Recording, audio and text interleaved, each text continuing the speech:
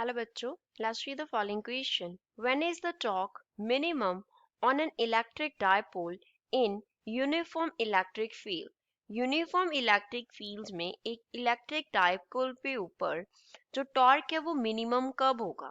So first of all we will talk about the key concept used in the question. इस question में क्या की concept use हो रहा है? तो उसके लिए पहले हम टॉर्क निकालेंगे कि इलेक्ट्रिक डाइपोल के ऊपर जो इलेक्ट्रिक फील्ड में टॉर्क है वो एक्ट कितना करता है, तब हम उसका मिनिमम वैल्यू जो है वो फाइंड आउट करेंगे। सो फर्स्ट ऑफ ऑल हम यहाँ पे क्या कर लेते हैं, इलेक्ट्रिक फील्ड लाइंस जो है वो ड्रॉ कर लेते हैं इस तरीके से।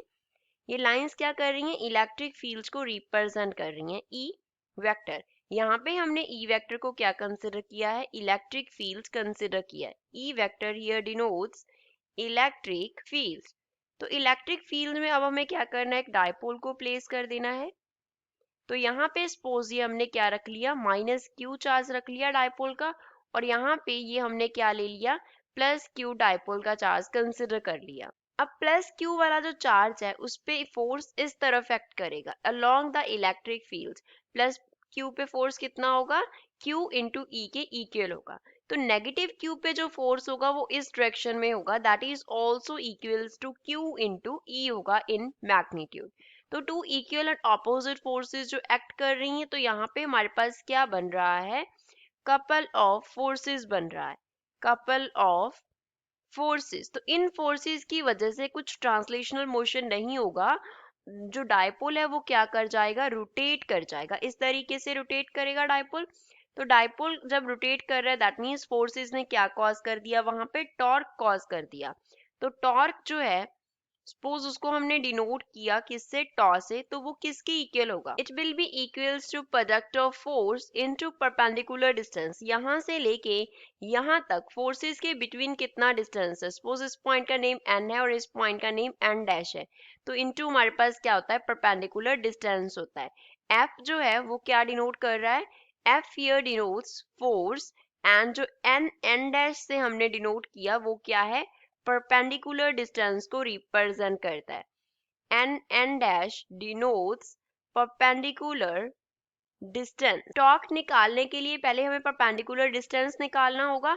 तो सपोज जो डाइपोल है उसका एंगल इलेक्ट्रिक फील्ड के साथ थीटा बन रहा है, तो अगर ये एंगल थीटा है दैट मीन्स ये एंगल भी कितना होगा, थीटा होगा। हमारे पास एक बेसिकली क्या बन रहा है, ट्रायंगल बन रहा है। n डैश उसका परपेंडिकुलर है, एंड यहाँ से लेके यहाँ तक जो डाइपोल का लेंथ है, सपोज ये 2l है, तो वो क्या बन रहा है, हाइपोटेन्यूज बन रहा है।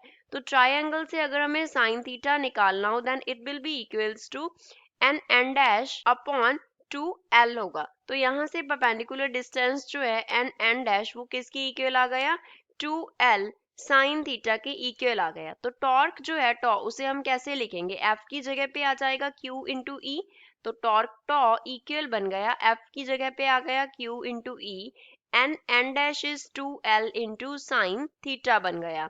तो यहाँ से जो टॉर्क टॉ है वो किसकी इक्वल आ गया, Q इंटू 2l को हमने सेपरेट लिख लिया, साथ में क्या आ गया, E इंटू साइन थीटा आ गया।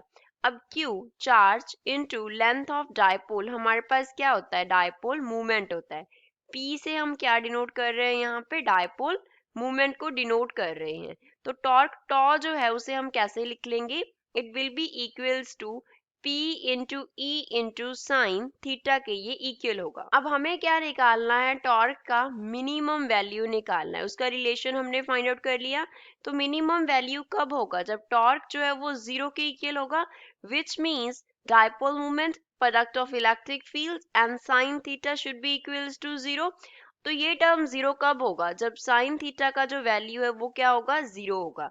और साइन थीटा 0 कब होता है, 0 डिग्री पे, तो sine theta should be equals to sine of 0 degree, which means the value of theta should be equals to 0 degree.